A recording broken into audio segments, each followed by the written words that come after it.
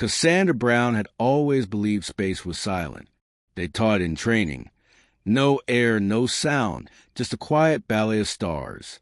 But silence in textbooks was sterile, clinical, the kind you could admire in diagrams. Silence in reality was something else. It was the sound of her own heartbeat pounding against her ears, the rasp of her breath inside her helmet, the faint crackle of the comms, now lifeless since the station went dark. And beneath it all, the silence of being utterly, horrifyingly alone. It had begun as routine. A spacewalk to check a misaligned solar panel on the orbital station Odyssey. Cassandra had done it 100 times in training. Anchor the tether, check the seals, follow procedure. She had always been the steady one, the one her team trusted with calm hands and sharp eyes. But then came the cascade, a freak collision of micrometeoroids striking the hull like invisible bullets. A hiss, a flare, a chain of explosions racing through the station. By the time Cassandra clambered back to the airlock, the station was gone, torn into glittering fragments, drifting like broken glass against the velvet black.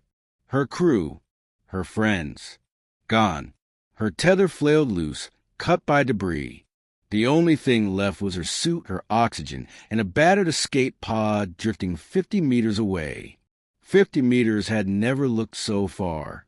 "Focus," she whispered into the dead comms. Her voice sounded alien inside the helmet, brittle and shaking. "Don't think. Move." She pushed, launched, drifted, her training guiding each motion. The escape pod spun slowly, a dark capsule against a halo of destruction. With one last desperate lunge, her glove slammed against the hatch.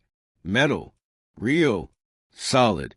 She pulled herself in, sealed the door, collapsed into a narrow coffin-like cabin.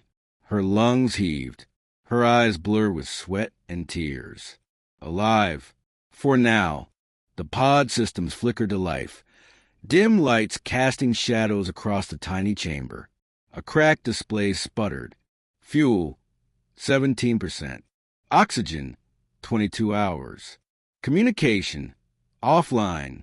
Cassandra leaned her head back against the seat. 22 hours.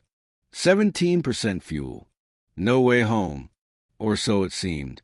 The first wave of fear was easy to fight. Astronauts are trained for emergencies. She ran diagnostics, rationed oxygen, calculated trajectories. The pod's thrusters could push her into lunar orbit if she conserved fuel. The onboard computer could attempt a distress beacon if she repaired the fried circuits. But the real enemy wasn't the numbers. It was the silence. Hours stretched. She drifted above the Earth's blue curve, so close she could see clouds spiral.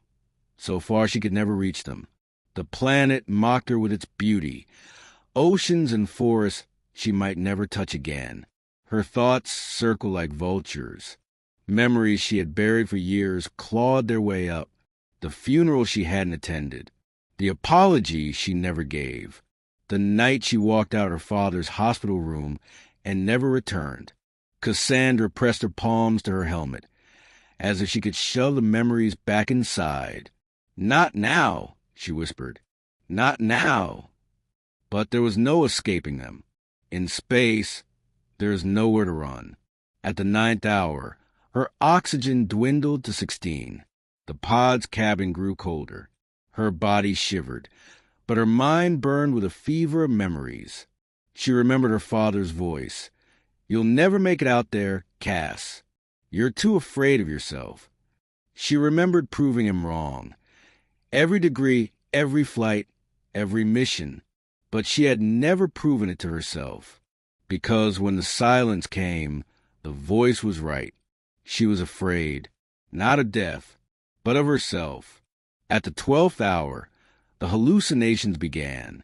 Shadows of her crew flickered in the corners of the pod, laughter echoing in the static of the comms. Her captain's voice urging her to reroute power. Ella, her closest friend, whispering, "You'll be fine, Cass. You've always been fine." Cassandra bit her lip until blood filled her mouth. You're not real. But the voices didn't stop. And deep down, she didn't want them to, because the silence without them was worse. At the 16th hour, she found the journal. Not a real one, a diagnostic log built into the pod system, meant for recording malfunctions. But she began typing into it anyway, her gloved fingers clumsy on the keys. If anyone finds this, my name is Cassandra Brown. I was aboard the Odyssey. The station is gone. I don't know if I'll make it home. But I don't want to be remembered for how I died. I want to be remembered for trying. She paused, tears floating in small orbs around her face. Then she typed the words she had never said aloud. Dad, I'm sorry. For leaving. For being stubborn. For never coming back. The words glowed faintly on the cracked screen, fragile as starlight. At the 20th hour, the beacon sparked. A single pulse of light cut into the void. Not much, not strong, but something. Cassandra's breath caught. She had done it. A signal, however faint. Her hands trembled as she whispered into the dead air. Please, please let someone hear me. The silence answered, but for the first time, it didn't terrify her, because she had faced it. She had looked into the abyss of her own regrets, her own buried wounds, and she had spoken. And in that act, something inside her had shifted. The display flickered. Oxygen, 2 hours. Fuel, 8%. 2 hours left. 8% chance. But for Cassandra Brown, that was enough. She wasn't going to die silent. She was going to die reaching. And sometimes that's the same thing as living. Cassandra Brown had 2 hours of oxygen left when the miracle came. It was faint at first, like a ghost breathing in her ear. A crackle, then a broken fragment of sound. She thought it was another hallucination, another cruel trick of her oxygen-starved brain. Then came a voice. Odyssey! Repeat, this is Houston. You. Her lungs seized. Her hands shot to the console, slapping controls. This is Cassandra Brown. Odyssey is gone. I'm in the escape pod. Oxygen 2 hours. Fuel 8%. Do you copy? The silence stretched again, endless. She thought maybe she had imagined it after all. But then the voice returned, clearer this time. Copy, Cassandra. We hear you. Hold on. We're bringing you home. Home. The word cut through her chest like light through glass. The pod rattled as she adjusted the thrusters, aligning with the trajectory Houston sent. Each burst of fuel shrieked like a wound, the gauge plummeting. 7%, 5%, 3%. The earth grew larger in her viewport. Oceans like spilled sapphire, clouds swirling like paintbrush strokes. So close, so far, but her body was failing. Oxygen at 45 minutes. Her vision blurred. Her chest rose and felt like a drowning swimmer. And the silence inside her helmet began to whisper again. Her father's voice. You'll never make it. You always run when it matters most. She almost laughed, bitter and raw. Not this time. Her hands gripped the controls. Not this time. At 25 minutes, the pod screamed as it hit atmospheric drag. The hull rattled, sparks flying across the console. Heat licked through the metal like fire at the edges of the world. Cassandra closed her eyes. She thought of Ella's laugh, of Rosa's blanket in the shelter, of every stranger who had ever given her something when she had nothing. She thought her father, too, the hospital room, the words she never said. And she whispered them now into the roar of re-entry. I forgive you. Please forgive me. The silence didn't answer, but she didn't need it to. When the pod slammed into the ocean, she almost didn't notice. She was slipping in and out of consciousness, her helmet fogged, alarms wailing. The salt water hissed against the scorched metal, waves tossing the capsule like a toy. Then came the sound, the sweetest sound she had ever heard. Rotors, engines, voices over comms. We have visual, pod located, deploying recovery team. Hands tore open the hatch. Light flooded in. Air rushed against her face, so fresh and sweet it made her sob. "Cassandra Brown, we've got you," a rescuer said, his voice steady, grounding. She tried to answer, but only managed a broken laugh. Alive, against all odds. Alive. The recovery ship was a blur of warmth. Blankets, oxygen masks, hands gripping hers. But what stayed with her was the sky. She lay on the deck, staring up at it, not through glass, not through helmets, but with her own eyes. It wasn't silent anymore. It was alive with gull cries, waves, voices, a chorus of life.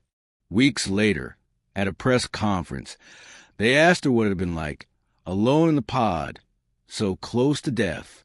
They wanted technical details, survival statistics, the play-by-play of a miracle. But Cassandra paused, her eyes distant. She thought of the silence, of the voices that weren't there, of the apology typed into the cracked console log. Then she said softly, "The hardest part wasn't dying. It was being alone with myself." The room went still. Reporters leaned closer. "And the truth is," Cassandra continued, "we all carry silences inside us. Regrets we bury, fears we hide, words we never say. Space just forced me to hear mine louder. But what saved me wasn't technology. It wasn't even luck.